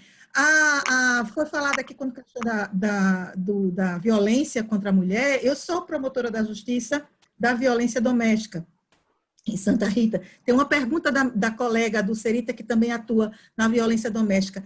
As mulheres com violência doméstica, elas não têm, as cegas, talvez elas não conseguem enxergar, a cadeirante talvez não possa sair, o cuidador dela é o agressor, então ela não tem como ter essa acessibilidade de inclusive... A maior parte das vezes, Rosa, é o próprio cuidador que é o agressor. Exatamente, exatamente. E o movimento da violência doméstica, do qual eu faço parte, eu pouco vejo a mulher com deficiência atuando. Então, todos os setores é que eu estou pedindo aqui. Isso aqui eu agradeço muito ao Cal, a Liana, dessa iniciativa, mas isso aqui a gente tem que fazer sempre. E o dia da visibilidade, o dia da luta, é esse, a visibilidade, a gente sair da clandestinidade e mostrarmos que somos normais, não é isso, Carolina? Só está faltando meia hora, colegas, para o encerramento, então eu vou lançar o último tema, que seria capacitismo, as contribuições que você... Muita gente já falou aqui no capacitismo, mas é bom a gente conceituar o que seria esse preconceito, a nuance dele, porque a gente tem homofobia, a gente tem machismo, certo? Mas o capacitismo é bem peculiar, é um conceito até relativamente novo, que a gente precisa debater também, que as pessoas normalmente têm atitudes capacitistas e às vezes nem percebem.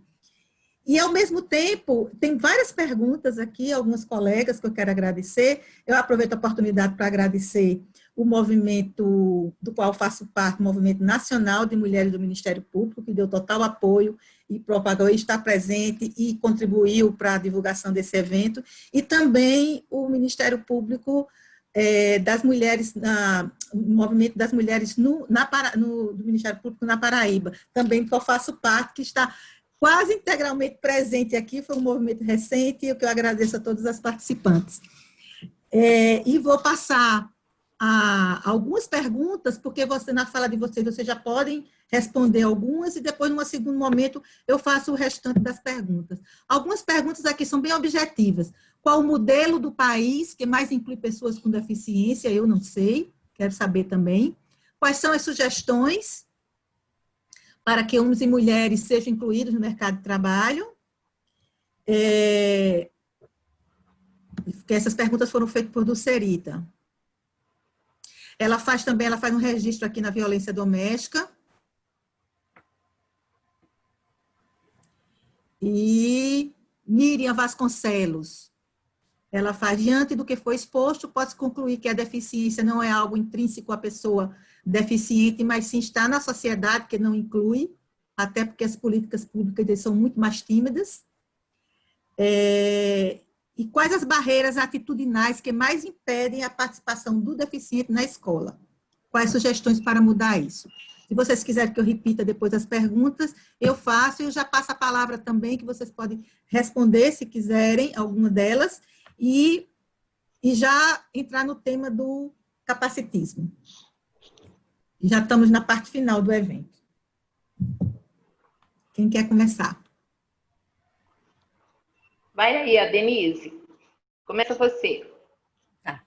Então, eu acho que todas essas atitudes equivocadas que nós já falamos aqui, desde quando começamos a falar do sistema que exclui perversamente as pessoas com deficiência do mercado de trabalho, da escola, do exercício à sexualidade, essas todas são a materialização do capacitismo.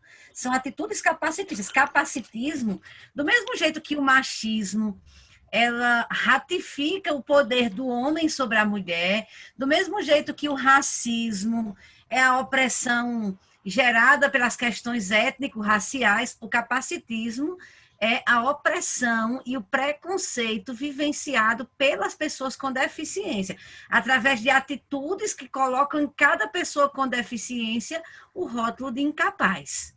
Então, o capacitismo é isso. Eu recomendaria uma leitura bem gostosa, rápida e fácil, bem clara acerca do capacitismo. Tem um texto de um amigo nosso, Capacitismo, o que é e como se reproduz, de Sidney Andrade. Capacitismo, o que é e como se reproduz, de Sidney Andrade. Então, tudo que a gente falou hoje, que nega direitos, que exclui, que põe em xeque a capacidade da pessoa com deficiência, desde o contexto escolar até a experiência afetiva do prazer e da sexualidade, é capacitismo. Aí preconceito social, né? Sim, sem dúvida. E aí, falando em sociedade, eu já queria responder uma pergunta que alguém fez, que diz assim, qual é o modelo que mais inclui no país. Eu penso em modelo como forma de olhar a deficiência, e aí eu trataria de dois. Um que a gente tenta superar, que está muito presente na cultura, é a do modelo médico, que diz, olha, você é cadeirante, que pena, então você vai ter que se virar e dar um jeito de estar aí na sociedade, porque como é que você adquiriu essa doença? Carol sofreu um acidente, ficou doente, agora tadinha, ela vai ter que estar pobre numa condição de isolamento social na sua casa. Esse é o modelo médico que diz, isso agora virou um problema individual seu, vamos ver se a gente consegue tratar, vamos ver se a gente consegue reabilitar e tal, enfim.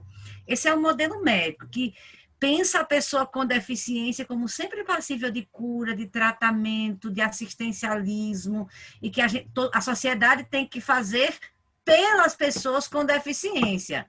Na contramão disso, a gente tem um modelo social da deficiência, que a própria pessoa já deu uma resposta aí, que a maior dificuldade não é o corpo impedido de ver, não é o ouvido que não escuta, não são as pernas que não andam, ou não é o cognitivo que tem um nível diferente, mas a maior dificuldade está na sociedade que não consegue conviver de igual para igual com essas pessoas. Na sociedade que exclui, que nega direitos, que discrimina, que gera barreiras.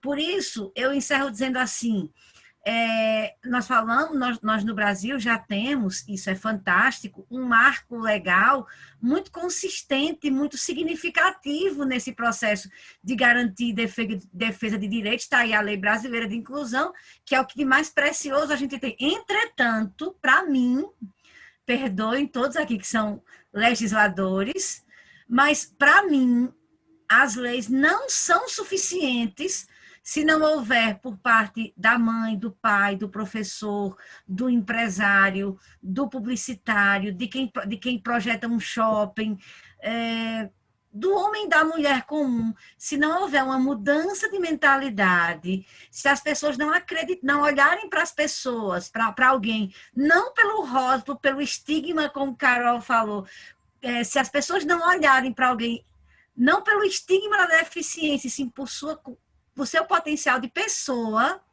para mim, as leis, apesar de muito boas, elas não são suficientes para mudar a sociedade. A gente tem que mudar a mentalidade das pessoas.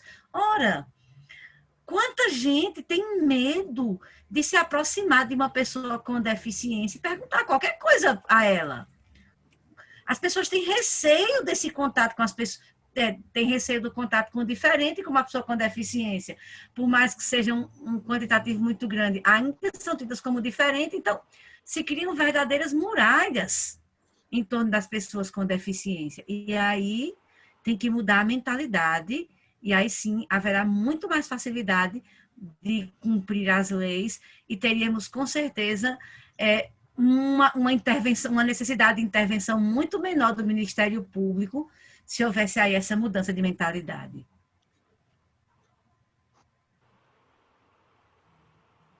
Completando um pouco isso que a Denise trouxe, já respondendo aos questionamentos que foram colocados aqui, né, aí no chat, complementando só essa questão do modelo de país.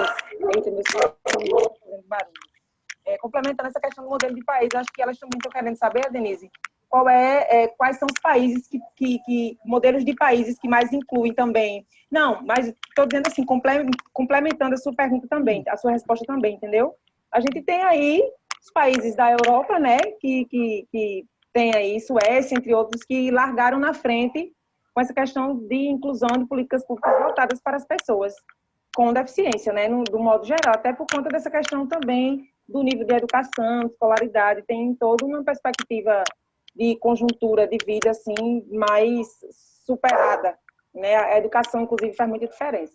Mas aí, ficando quietinho, inclusive, para poder evitar o barulho aqui. Mas respondendo especificamente a essa, eu, pelo menos, penso que nos nossos estudos, Denise, e Márcia, são esses países, os países da Europa, dali daquela região lá de cima, que saem um pouco na frente, né? Portugal, entre outros aí, que tem uma história já de reabilitação, inclusão da pessoa com deficiência, com autonomia, com inclusão de tecnologias assistíveis, tem coisa muito mais desenvolvida do que que proporcionam melhor qualidade de vida. Penso que agora tem uma controvérsia nessa história. É verdade, né? As pessoas, lá nos outros países, e para mim isso é uma questão muito contraditória. Nos outros países, os governos, nos países europeus, como Carol fala, os governos subsidiam, né? Eles compram os equipamentos de tecnologia assistiva, a qualidade de vida das pessoas com deficiência é, sem dúvida, muito melhor, muito mais elevada. Investimento, né? O governo investe bastante, isso gera, sem dúvida, uma qualidade de vida muito maior. Aqui o governo brasileiro não investe nas pessoas com deficiência. Se a gente quiser adquirir, por exemplo, um produto de tecnologia assistiva, a gente eu adquiri uma linha Braille que custou 15 mil reais, os produtos de tecnologia assistiva são muito caros no Brasil, e eu tive que adquirir em suaves prestações para poder ter isso. O governo não dá essa abertura de financiamento para isso. Em compensação, as pessoas com deficiência nesses países, elas são muito mais, elas vivem muito mais segregadas. Já que eles têm a tecnologia assistiva e a autonomia, às vezes eles não têm tantas oportunidades, não têm tanta inclusão, como, por exemplo, a Lei Brasileira de Inclusão aqui, que garante vagas para as pessoas com deficiência, desde a educação infantil até o ensino superior. Elas são muito mais segregadas em espaços restritos para as pessoas com deficiência. E, para mim, é isso que eu vejo como contraditório. Entretanto, como Carol diz, a qualidade de vida, o investimento que o governo faz naquela pessoa com deficiência é muito maior do que o que temos aqui no Brasil. Então, aí a gente tem que parar e observar que não tem investimento mesmo no Brasil. Abrir uma linha de crédito, né, para tecnologia assistiva, que é o Banco do Brasil que oferece.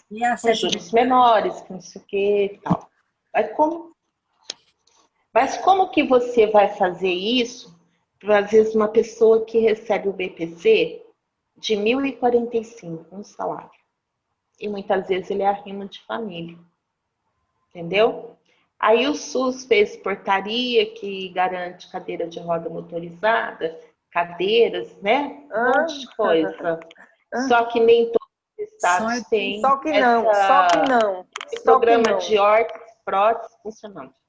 Então, nem todos os estados está garantido, porque os gestores... O Ministério Público, Márcia, deve ter um catatal de processos. Deve ter um catatal de processos junto aos gestores municipais por não respeitar essa questão de dispensa de órtese e prótese, né? Olha, eu não posso reclamar do meu gestor aqui da cidade. Aqui o nosso programa de órtese e prótese funciona muito bem, né? Eu tenho minha cadeira de rodas motorizada devido ao programa de órtese e prótese que eu consigo lá. Mas também tem outro detalhe. Como que você quer tirar a exclusão da pessoa com ciência se o próprio BPC está sendo endurecido, está sendo enrijecido, entendeu? Ao invés de flexibilizar um pouco mais, eles estão endurecendo a lei para que poucos consigam. E quantos que a gente tem notícia que realmente precisa desse BPC e essa pessoa não consegue porque a lei está sendo, sabe assim, está sendo engessada. Então, falar em inclusão no Brasil é muito complicado, sabe? Existem as leis, mas não existem condições para que seja feito as coisas. E eu olho que o BPC não deveria ser só para quem não trabalha, entendeu? Esse BPC deveria ser até de uma forma garantido para que essas pessoas com deficiência consigam ter a tecnologia assistiva, ter um pouco mais de condições. Talvez a Denise não concorde, a Carolina não concorde, outras pessoas do segmento não concordem, né? Mas vocês já pararam e pensaram o quanto que a deficiência é cara aqui no Brasil? Ah, sim, sem quanto dúvida. Que custa? Formou-se uma organização criminosa em cima disso, sabe? Onde já se viu uma bengala custar caro, sabe? Não tenho muita ideia da faixa de preço, mas a Denise, não sei se ela usa, e para ela é necessário, é importantíssimo, entendeu? A Carol e eu usamos cadeira. Se quebrar uma peça da nossa cadeira, já era. Se você não tiver como comprar, você fica preso dentro de casa, segregado. Aqui, diferente de você, Márcia, por exemplo... Cortou teu som, Márcia. Não, aqui, desculpa, por exemplo... meu telefone tocou, desculpa. Ah, tá. Não, assim, que por...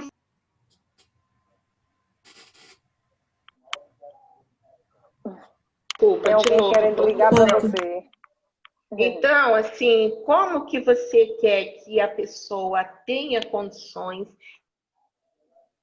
de tecnologias se ela mesma, entendeu, não tem subsídio, o governo não olha isso como necessário? Entendeu?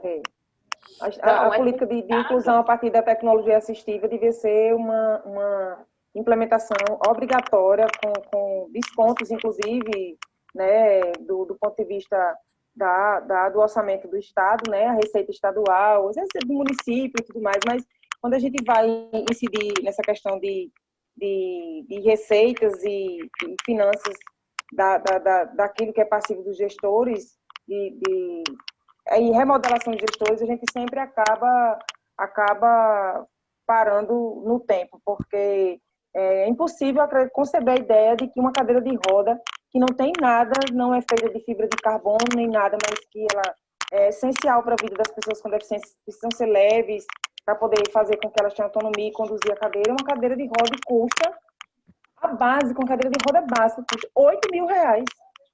Não existe. Como é que a pessoa que recebe um BPC de 1.045, como o Márcio falou, que sustenta, inclusive, 2, 3 pessoas na família, porque até precisa de um acompanhante e tudo mais, então a condição da família fica ali presa a ela um pouco. Como é que ela vai comprar uma cadeira de roda de R$8.000? Dá entrada na unidade, dá uma entrada na unidade da federação, que é do município, porque a política de atenção à saúde e à pessoa com deficiência, do ponto de vista do município, é que tenha que tem autonomia, recebe o recurso federal para poder custear, né, e fazer a dispensa desse tipo de tecnologia assistiva. Como é que ela vai fazer? Passa 3, 4 anos esperando, tem que entrar na justiça para poder esperar. Assim como, diferentemente, Márcia, o seu gestor aí é diferente de quase todos o resto dos gestores do Brasil. Tanto é que quando a gente vai para as conferências, a primeira proposta que tem lá do eixo da saúde, né, Márcia, é acelerar o processo acelerar e regulamentar os processos de dispensas de órtese, prótese e meio auxiliares de locomoção, porque os gestores não estão passíveis a isso. Hoje mesmo, na audiência pública, doutora Rosa, a gente colocou lá, Denise, a proposta para que, a partir da audiência, fizesse com que os deputados, no caso, foi uma audiência da Assembleia Legislativa aqui do Estado, juntamente com o Ministério Público, com a Defensoria, com o Tribunal de Contas e outros gestores de controle social, pudessem dialogar conosco, a sociedade civil, junto a esses gestores municipais, porque são eles que detêm a maior parte da política que chega mais próxima da população de pessoa com deficiência, né, aquela mais vulnerável, para que eles pudessem facilitar isso. São coisas muito básicas. A dispensa, fazer uma cota, se não dá para fazer uma licitação, porque aí eles ficam alegando, porque o preço da tabela é muito baixa e aí eles têm que custear o resto, então fazem uma tomada de preço, tudinho, faz um registro lá no Tribunal de Contas, enfim, uma série de situações, né, que a gente pode detalhar em outro momento, mas eu já vou aqui, acho que começando a me despedir, né, doutora Rosa, meninas, porque acho que já está perto aí de encerrar, não sei como é que a doutora Rosa vai fazer, mas queria dizer assim que, para mim, foi maravilhoso estar podendo estar aqui nesse espaço, dialogando um pouco com vocês, trazendo um pouco da nossa realidade enquanto mulher com deficiência, dizer que, enquanto fórum paraibano de luta da pessoa com deficiência, que hoje, atualmente, tem 16 apresentações de entidades de e para pessoas com deficiência de todo o estado, das regionais, vem seguindo aí, né, Denise, na luta junto com a sociedade civil para poder travar as discussões de implementação de política pública para a pessoa com deficiência. Doutora Liana, a qual eu salvo aqui ao Ministério Público, tem peitado muito e pautado a questão da inclusão da pessoa com deficiência através das políticas públicas, coordenando um processo de discussão com a defensora Fernanda, né, sobre a criação, viu, Márcia, de um organismo de política para a pessoa com deficiência, de criar estrutura de governo aqui que tem autonomia que tenha condições de planejar, pensar. E hoje, no dia 21 de luta, dizer assim, que a luta é todo dia, que para nós é todo dia. Isso que a gente está fazendo hoje, a gente, inclusive, não está comemorando. Esse de hoje, atípico, como a Denise falou, é diferente de todos os outros. A gente tem mais do que reforçar. E nós não queremos ser entendidas como mulheres e pessoas capacitistas, e a gente não quer ser guerreira. A gente quer ter inclusão e ser como qualquer outra pessoa. Só queremos ser mulheres. Mulheres Exatamente. com direitos, né? Com direitos. Em relação a essa coisa do custo da deficiência, que as meninas falaram, e eu concordo muitíssimo, custa muito caro ser uma pessoa com deficiência no Brasil. E só para falar de leis, e que muitas famílias não sabem disso, quando uma pessoa com deficiência é matriculada numa escola da rede privada, se tem um custo adicional que muitas vezes é pago pelas famílias. Ah, não, a gente matricula, mas você vai ter que contratar o cuidador, você vai ter que contratar o intérprete, você vai ter que contratar o professor de braille, enfim, isso é expressamente proibido pela Lei Brasileira de Inclusão. Está lá dizendo que não é permitido cobranças adicionais em razão da deficiência. O Ministério Público precisa ser muito fiscal disso. E muitos pais, vítimas desse mercado que se tornou a deficiência, como diz Márcia, essa indústria, pagam porque querem ver um atendimento de maior qualidade aos seus filhos, mas isso é contra a lei. É uma violação de direitos segundo a Lei Brasileira de Inclusão. Então, aí o INSS toma não deve ser paga. Quem é que pode requerer 25% a mais da aposentadoria, né, do benefício? Gente, 200 e pouco você paga um cuidador? Essas coisas meio, sabe, meio complicado. Eu falo porque eu tenho uma deficiência de alta complexidade e eu necessito de cuidador. Vocês não fazem ideia a dificuldade que é de ter cuidador, sabe? Você tem aquela pessoa que não pode pagar o tanto que, né? Porque o cuidador é caro, né? Então, assim, se você arruma um cuidador que você pede para ele vir à noite, te ajudar a tomar um banho para suas atividades diárias, ele vem um tempo, logo ele cai fora, porque ele está em regime escravo, sabe? Não tira o direito dele também, porque ele é trabalhador, sabe?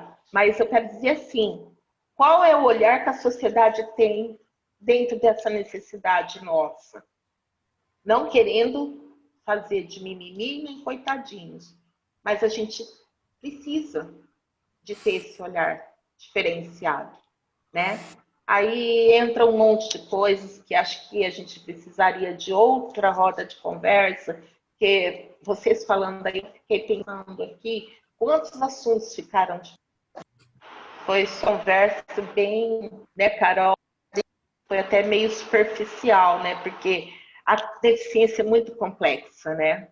Tem muito assunto para conversar.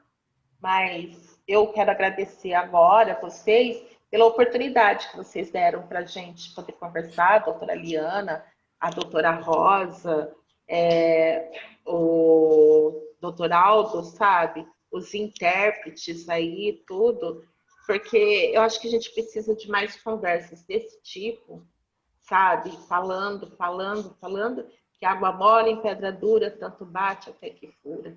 Uma hora a gente consegue chegar onde a gente quer, né? Então, quero agradecer mesmo, de coração. Nós é que agradecemos, Márcia, agradecemos a Márcia Gória, a Carolina, a Denise Queiroz, foi um privilégio, eu particularmente aprendi muito, com muito crescimento, e que façamos mais, que sejamos mais visíveis. E podemos empoderar mais. Acho que está encerrando o tempo e eu só tenho que agradecer a todas, a presença de todas. Nós que agradecemos. Isso, e eu diria assim, que acho que a nossa expectativa é que, certamente, como foi dito, uma série de servidores do MP participando, né, não só da Paraíba, a expectativa é que nós tenhamos suscitado em vocês uma série de matérias a partir das quais vocês poderão fazer boas intervenções futuramente, né? E Isso. que bom que vocês colocaram essa temática na pauta, na agenda de vocês. Vocês vão poder fazer a gente esperançar, né, Denise, né, Márcia? O Ministério Público, certeza. ele, sem dúvida nenhuma, é um parceiro, aliado imprescindível para a inclusão das pessoas com deficiências com dignidade. Eu acho que esse é o sentido. Acho que se a gente não tivesse o Ministério Público para andar do nosso lado, para poder pautar o Ministério Público e Defensoria, mas quando a gente fala da justiça, hoje, às vezes, as pessoas nem entendem muita coisa, né? Pelo menos aqui no Nordeste, né, Denise? Muitas pessoas com deficiências e muitas famílias já vão dizendo assim, qualquer coisa, qualquer negativa que já vão dizer, então a gente vai para o Ministério Público, porque elas já começaram a entender um pouco como é que funciona a coisa. Então, assim, mais para reforçar e dizer que nós estamos aqui diante de vocês, agradecemos o convite. Foi maravilhoso poder participar dessa tarde de conversa, viu, doutora Rosa, com você, com a doutora Liane, com todos que aí estão, Aldo, que é um prazer sempre escutar essa voz maravilhosa, poder estar conduzindo esse processo de diálogo. Fico com saudade porque eu sou sua fã.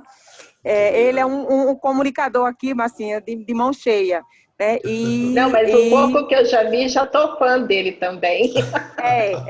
E aí... muito atenciosa, né?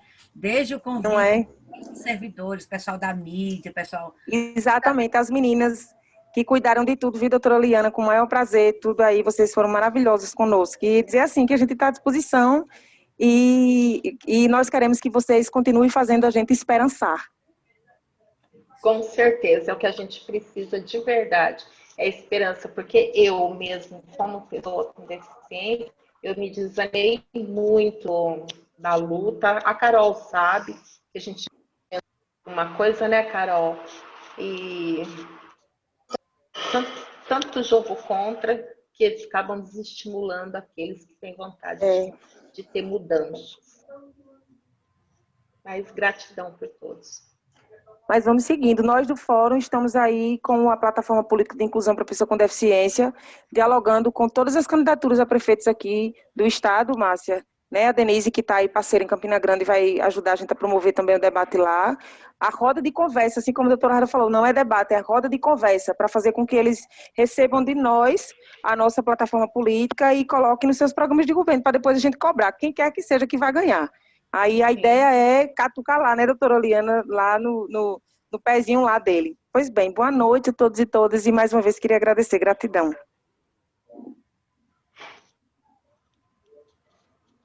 Doutora Rosa.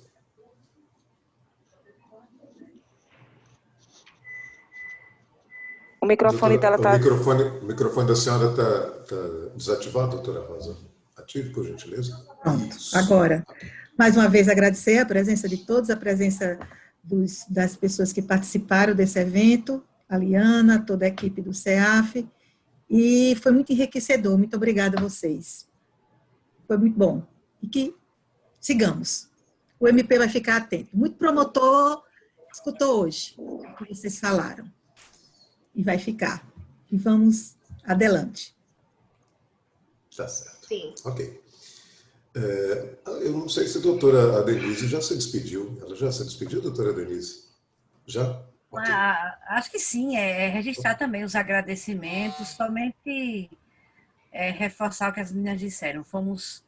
Tivemos uma equipe que foi extremamente atenciosa conosco e acho que discussões como essa são muito salutares, que tenha sido um momento de crescimento profissional para cada um de nós que participamos, mas também um momento de crescimento pessoal, um momento de enriquecimento, que a gente possa sair revigorados dessa discussão. Tá certo. Ok. Muito bem. Agradecendo a todos, a doutora Denise, a doutora Márcia, a publicitária Carolina Vieira. Obrigado também pelas palavras, Carolina. Muito obrigado. Fiquei muito honrado. Passaremos então a palavra para a doutora Liana, para que ela proceda no encerramento deste webinar. Doutora Liana, por gentileza. Bom, já boa noite a todas e a todos que estão nos vendo. Agradeço a participação de cada um que dedicou o seu tempo para ficar aqui conosco, assistir a essa roda de conversa que foi, assim, extremamente importante muito enriquecedora. Eu tenho certeza que muita gente aprendeu muito hoje, porque eu posso dizer por mim, aprendi demais com cada uma de vocês hoje aqui. Foi muito importante para mim que a gente tivesse uma pessoa tão qualificada quanto a doutora Rosa, minha amiga, a conduzir o evento, porque ela tem lugar de fala, ela pode falar com a autoridade sobre o tema, e era importante que fosse conduzido o evento por alguém assim. Então, agradeço a minha amiga Rosa por ter aceitado o convite de conduzir o evento. Agradeço a participação de cada uma de vocês, Márcia, a Denise, Carol, muito obrigada pelas palavras. Vocês engrandeceram muito o Ministério Público com as suas participações hoje. Vou agradecer penhoradamente a Winara e a Evaristo, nossos intérpretes hoje aqui. Foi muito importante. A gente não poderia trazer esse tema de inclusão, empoderamento, visibilidade das pessoas com deficiência se a gente não trouxesse um evento acessível. Então, muito obrigada, Winara, muito obrigada, Evaristo, pela participação de vocês, pela interpretação, pela tradução em Libras. Agradeço a equipe do CEAF toda, ao cerimonial, a Aldo, David, sempre muito atenciosos, sempre disponíveis para os temas que a gente se dispõe a tratar.